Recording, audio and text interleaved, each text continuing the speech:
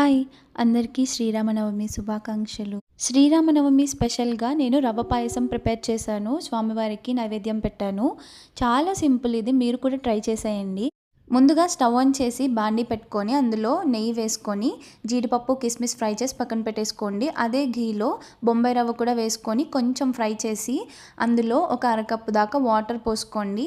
అరకప్పు దాకా వాటర్ పోసుకున్న తర్వాత దగ్గర పడుతుంది. ఆ తర్వాత ఒక హాఫ్ లీటర్ పాలు పోసేసి లంప్స్ లేకుండా కలుపుతూ ఉండండి. ఒక 5-6 మినిట్స్ అలాగే ఉంచేసేయండి. ఇప్పుడు అందులో ఇలాచీ అండ్ షుగర్ కూడా వేసుకొని ఆల్రెడీ మనం ఫ్రై చేసుకున్న జీడిపప్పు, కిస్మిస్ కూడా వేసుకొని స్టవ్ ఆఫ్ చేసేయడమే. మీరు కూడా ట్రై చేసి ఎలా ఉందో కమెంట్ చేసేయండి.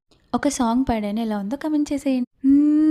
తండ్రి మాటను నిలుపగా రాముండు అడవులకు పయనమయ్యే, నేను మీ బాటలోనే వస్తాను అనచు సీతమ్మ కదిలే, ఓ పడతి అడవిలో కష్టాలు పడలేవు అని రాముడు నీడనే వదిలిపెట్టి మీరెలా వెళ్ళగలరనెను సీత. Thank you.